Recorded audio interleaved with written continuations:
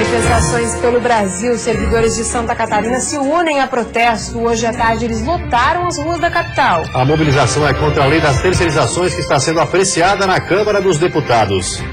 Também participaram da paralisação professores e trabalhadores do transporte coletivo. Hoje eles paralisaram por 1 hora. As causas da tragédia. Laudo pericial do acidente que matou 51 pessoas na Serra Dona Francisca ficaram prontos, mas ainda não chegaram à mão dos delegados. Expectativa de novos negócios. Santa Catarina deve receber até o final de maio certificado de estado livre de peste suína sem vacinação. E ainda no futebol, Avaí vence na ressacada e agora vai pegar o Figueirense na segunda fase da Copa do Brasil.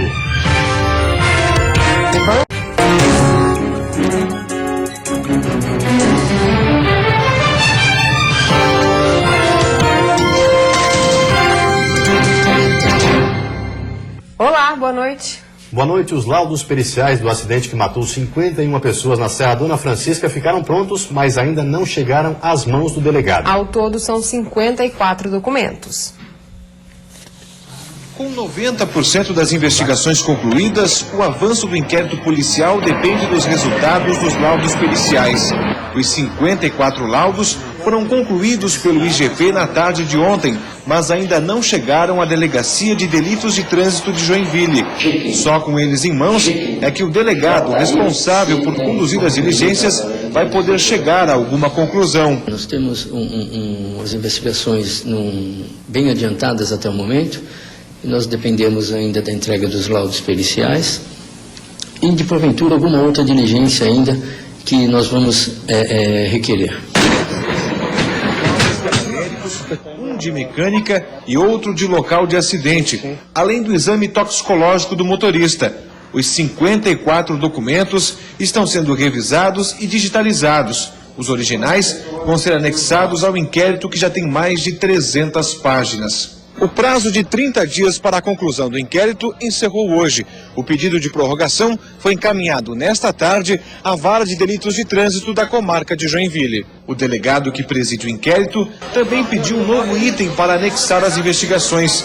É o exame de corpo de delito indireto dos sobreviventes. Nós estamos requisitando os hospitais o prontuário médico dessas vítimas para nós podermos fazer um exame de corpo de delito indireto, para constatar as lesões, né?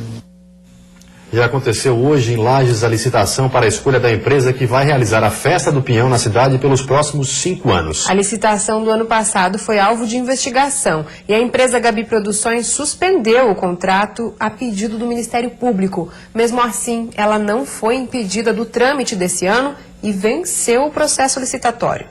O processo aconteceu em forma de pregão presencial. 3 empresas participaram da licitação, que ocorreu em 3 etapas. Primeiro, pelo credenciamento das empresas que vão participar, da licitação. Depois é passado a abertura dos envelopes com as propostas de preço, Daí, a partir disso, é feito os lances verbais, cada um, como essa licitação é de maior oferta, a empresa que der a maior lance de maior oferta é a que vence a licitação. Com o maior lance no valor de R$174 mil, que terá que ser pago para a Prefeitura de Lages para realizar e organizar a Festa do Pinhão nos próximos 5 anos. A empresa Gabi Produções, mais uma vez, venceu o processo licitatório. Mesmo sendo investigada pelo Ministério Público por suspeitas na fraude da licitação de 2014, a empresa Gabi Produções pôde participar do processo e deverá realizar a Festa do Pinhão nos próximos 5 anos. Não houve nenhuma irregularidade. E no momento que não houve nenhuma irregularidade, a gente tem que botar a cara para bater outra vez. Eu acho lamentável que tenha acontecido tudo isso, porque se perdeu 45 dias, poderia estava se preparando uma festa, inclusive internacional, que nós vamos ter que mudar um pouco. A empresa Brasil Sul foi desclassificada por não conter na proposta a descrição dos itens do edital e vai recorrer da decisão. Ao todo, serão 6 dias úteis para que o processo seja analisado e julgado. E só depois a empresa Gabi Produções será homologada. E a seguir, Santa Catarina deverá receber certificado de livre de peste suína sem vacinação.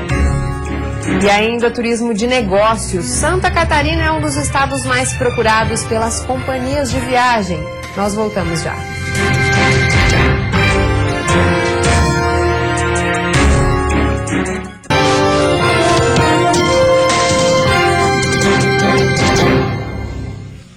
O turismo de negócios movimentou cerca de 40 bilhões de reais no país em 2014. E nesse cenário, Santa Catarina é um dos estados mais procurados pelas companhias de viagem.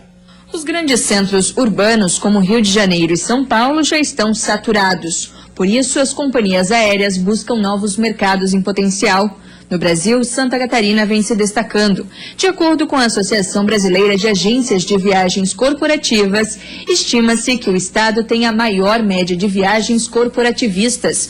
O mercado responde por mais de 70% dessas viagens, ficando na frente do turismo de lazer, responsável por 25%. Essa gestão de orçamento, que é o principal foco que nós trabalhamos hoje, para quê? Para o cliente ficar muito tranquilo e tudo eletrônico e tudo integrado.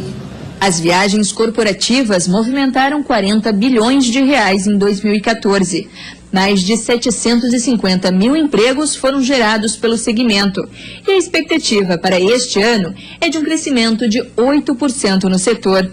O perfil corporativo está crescendo. E esses clientes são exigentes e têm necessidades específicas. Precisam de tudo em ordem e na mão, porque não tem tempo a perder. As pesquisas também mostram que o turista de negócios tem um gasto acima da média. Ele quer o seu assento reservado, ele quer sua milha somada, ele quer estar dentro da política, ele quer o seu voucher do hotel reservado, o seu carro reservado ou outro serviço, certo? E não quer ter dor de cabeça com nada. E nós fazemos essa gestão eletrônica para esse cliente diferenciado hoje. Para o vice-presidente do Comércio e Turismo da Associação Empresarial de Itajaí, o que falta para o Estado é um investimento na qualidade dos aeroportos. Segundo ele, o perfil corporativo requer debate entre os empresários e gestores para a melhoria do setor. Essa é uma situação que não é só típica de Santa Catarina, né? Problemas em aeroportos, mesmo após a Copa, continua sendo ainda muito problema. Tem muito para fazer. E aí contando com o apoio das entidades de classe, que a gente está buscando apoio, para tentar resolver, para levar ao governo, tentar solucionar isso aí da melhor forma possível. A quinta-feira vai ser de nebulosidade variável, com possibilidade de chuva isolada em todas as regiões. A temperatura mínima fica em 11 graus na Serra e a máxima em 27 na Grande Florianópolis, Vale do Itajaí e também no litoral norte do estado. No Planalto Norte, mínima de 13 e máxima de 22 graus. No Oeste, região Sul, máximas entre 23 e 24 graus.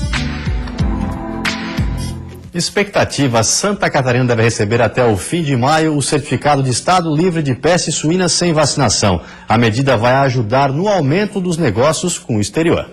O certificado, que será dado pela Organização Mundial de Saúde Animal, representa na prática que Santa Catarina está livre da peste suína clássica sem vacinação.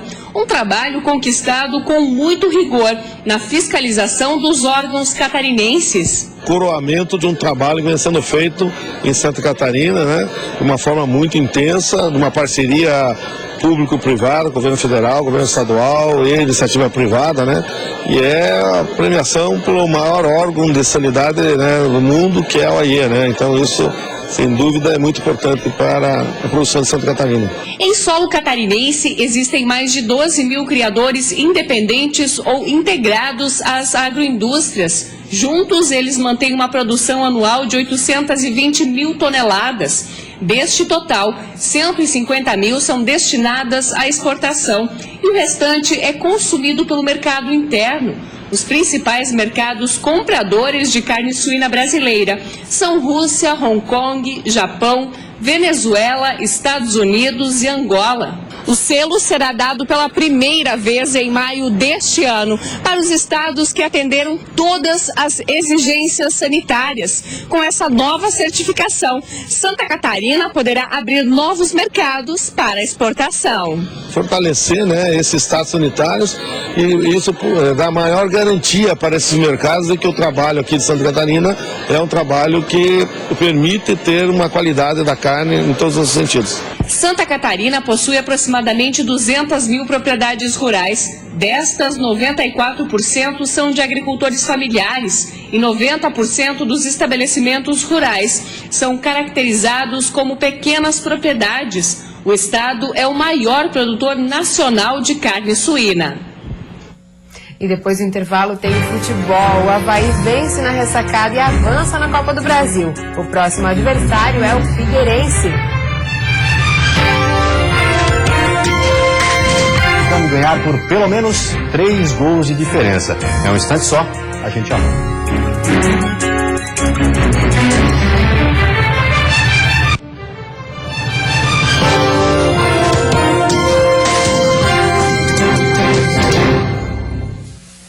Futebol, o Avaí avançou para a segunda fase da Copa do Brasil e agora vai pegar o Figueirense. No jogo de ontem à noite na ressacada, uma data especial para Marquinhos. 300 partidas com a camisa do Leão.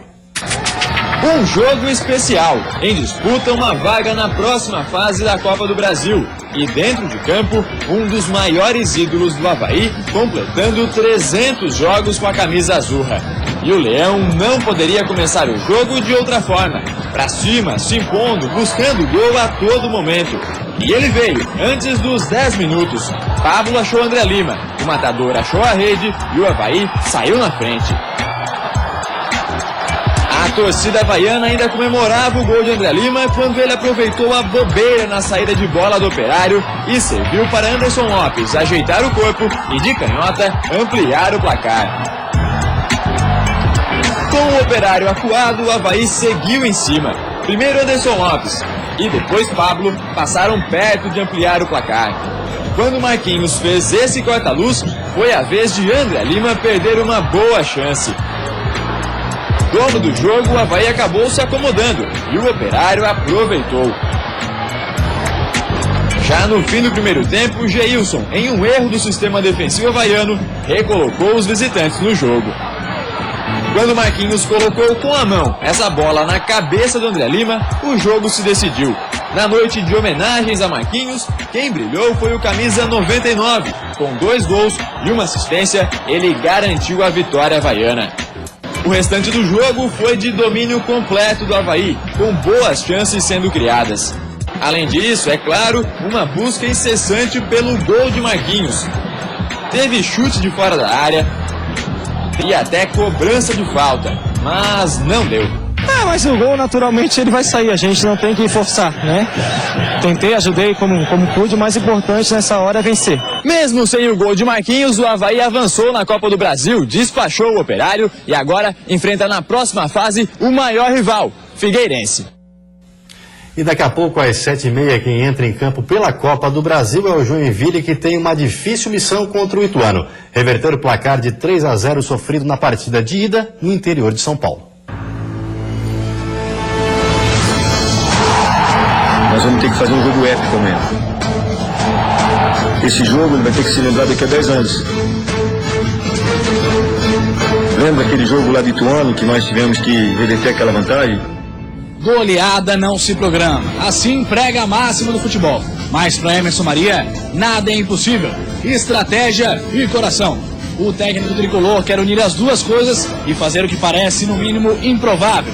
3 gols para levar a partida para os pênaltis ou 4 para garantir a classificação. E se for para o pênalti, tomara que não vá, para que meia dúzia não morra de coração, o Joinville está preparado. No trabalho de ontem, Emerson Maria poupou alguns jogadores, mas tudo indica que o time é o mesmo que enfrentou o Figueirense, talvez com uma única mudança, a entrada de Marcelo Costa como titular. Mesmo time na escalação e mesmo time na intensidade. Se o Jack fizesse o mesmo início do jogo da vitória contra o Figueirense, agora contra o Ituano, hein? Um time equilibrado na hora da estratégia e intenso na marcação. Se depender de Emerson Maria, o torcedor vai ver um Joinville aguerrido e esperançoso contra o Ituano. A edição deste ano da regata Volta ao Mundo teve algumas mudanças, entre elas o tamanho da embarcação, que ficou menor. Nossa equipe foi conferir. Esse daqui é o Volvo Ocean 65, mede 66 pés ou 20 metros. É um pouco menor do que foi usado na edição passada. Também carrega menos velas e é muito sensível para se velejar. Pesa 12.500 quilos, o equivalente a 7 carros de corrida. Por causa do tamanho, a principal modificação, o barco tem menos estabilidade, o que requer mais atenção.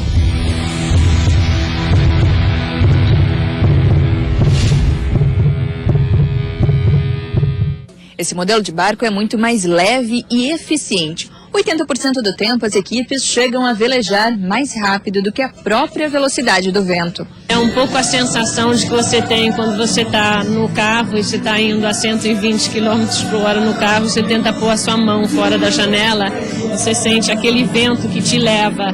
É esse vento que a gente usa, que a gente pode criar com as nossas velas.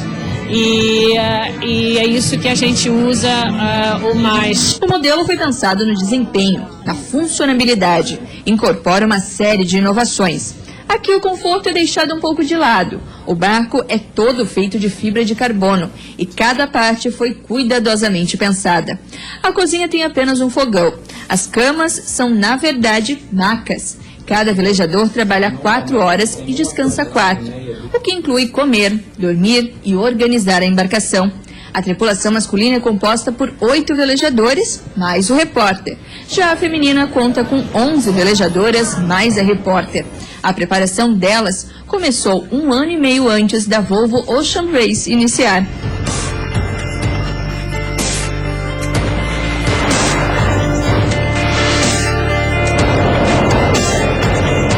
A maior diferença que tem entre uma tripulação feminina e a masculina é a experiência. E na regata de Volta ao Mundo, experiência é muito importante. Então, nesses 12 anos que a regata de Volta ao Mundo não teve a participação de uma tripulação 100% feminina, todo esse aprendizado foi perdido. Foi necessária uma verdadeira força-tarefa para a construção do Volvo Ocean 65. Para ficar pronto, foram 36 horas de trabalho, o equivalente a 7 meses. O público não pode entrar nos barcos da competição, mas dentro da vila, um modelo igual pode ser visitado. A única diferença é que ele foi cortado ao meio, para que todos possam visualizar melhor o conjunto da obra. E a seguir, a Assembleia Geral definiu hoje os rumos da greve do magistério no Estado. E ainda a paralisação do transporte coletivo na capital, que pegou muita gente de surpresa.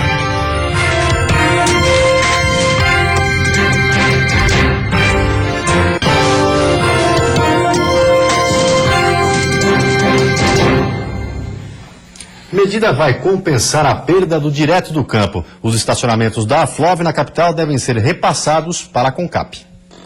A determinação leva em conta os locais no centro da cidade que eram administrados pela Associação Florianopolitana de Voluntários. Além do estacionamento próximo ao camelódromo, entram também na concessão o que fica em frente ao Tribunal de Justiça e o que está situado ao lado do Teatro Álvaro de Carvalho.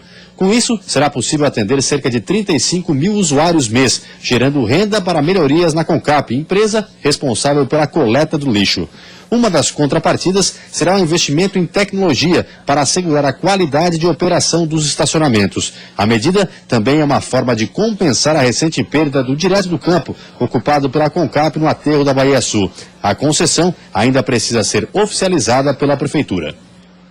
Uma audiência pública em Joaçaba debateu o Plano Municipal de Educação. O objetivo foi traçar metas para melhorar o ensino e a qualificação dos professores. No último Índice de Desenvolvimento da Educação Básica, IDEB, Santa Catarina teve boas notas. E Joaçaba foi um dos municípios com resultados crescentes. Destaque para escolas com média 6 e 6,3. Mas apesar dos dados positivos, muito ainda precisa ser feito. Na tentativa de melhorar cada vez mais esses índices, ações estão sendo pensadas. Joaçaba, por exemplo, está reformulando o seu plano de educação, que depois de aprovado, será aplicado em todas as instituições educacionais do município. Para isso, uma audiência pública foi realizada. A intenção foi discutir as metas previstas no plano, que deverá ter vigência de 10 anos. Nós temos uma responsabilidade muito grande, porque Joaçaba é o terceiro município de Santa Catarina em qualidade de ensino e 9º do Brasil. Quer dizer, essa é uma referência que poucos municípios têm. E para nós buscarmos essa melhora, nós temos que evoluir, temos que subir. Então, o IDEB, que é uma meta também dentro do plano municipal, já houve um crescimento, porque a qualidade de ensino é a prioridade desse governo. Depois da audiência pública, o plano segue para a Câmara de Vereadores. A previsão é que em maio já esteja aprovado. Com essas metas traçadas, a gente vem buscar e acredita, né, que a cada dia nós cresceremos um pouquinho mais e cada dia daremos uma educação melhor e de qualidade para os nossos alunos. E uma assembleia foi realizada nesta tarde para definir os rumos da paralisação dos professores estaduais, que já dura 30 dias. Por unanimidade, eles decidiram pela continuidade da greve. A decisão foi anunciada após a Assembleia Estadual, que ocorreu no início da tarde de hoje no Centro-Sul, na capital. Representantes das regionais de todo o estado participaram da votação. Segundo o CINT, o sindicato que responde pela categoria, a principal divergência é a respeito do projeto de lei 4.330, das terceirizações e as medidas provisórias 664 e 665, que modificam os direitos trabalhistas já conquistados. Na última segunda-feira, a Secretaria Estadual de Educação apresentou oficialmente a proposta do governo para o novo plano de carreira dos professores. Na ocasião, o secretário informou que não haverá perdas para o magistério. Já a regência de classe, incorporada ao salário, seria assunto indiscutível para o governo.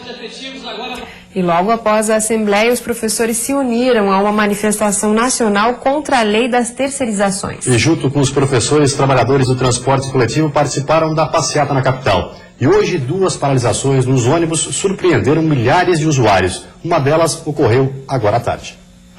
Os trabalhadores do transporte coletivo de Florianópolis paralisaram as atividades por 1 hora. Os passageiros foram orientados a descer dos ônibus antes mesmo de chegarem ao terminal central. Em poucos minutos, diversos veículos se acumularam nas proximidades do protesto. Eu acho que eles têm o direito deles, mas eu acho que complica porque a gente precisa trabalhar, a gente precisa estudar e atrapalha um pouco o nosso dia a dia, né? Eu sou a favor, porque eu acho que todo mundo tem esse direito, né, de fazer isso, para melhorar pra gente mesmo. Eu não sou contra, sou a favor, mas um protesto dessa forma, onde atrapalha a população no geral, ele fica meio contraditório. Os manifestantes entregaram panfletos à população com as reivindicações da categoria.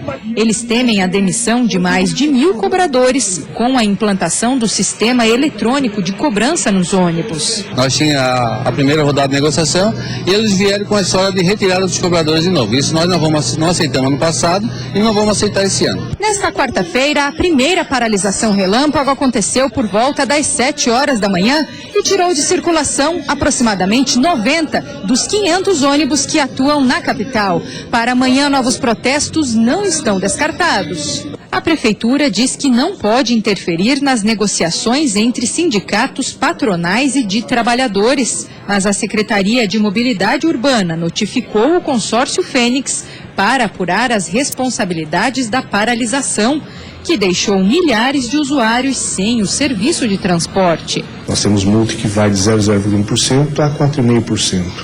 Isso chega, multas gravíssimas, a valores superiores a 4 milhões de reais. E esse processo administrativo que nós estamos iniciando é para verificar a responsabilidade do consórcio para depois aplicar as penalidades cabíveis. Depois de se reunir ao lado do terminal central, o grupo seguiu para a Praça 15 de Novembro, onde se juntou a outros movimentos sindicais para protestar contra o projeto em favor das terceirizações. Eles saíram em caminhada pelo centro da cidade. E antes de encerrarmos, vamos dar uma olhadinha no trânsito da capital. Aí você acompanha imagens ao vivo das pontes que fazem a ligação da ilha ao continente. Movimento intenso, principalmente para quem deixa Florianópolis praticamente parado. Agora, em Florianópolis, 24 graus. E vem aí o Jornal da Band. Uma ótima noite para você e até amanhã. Boa noite, até amanhã.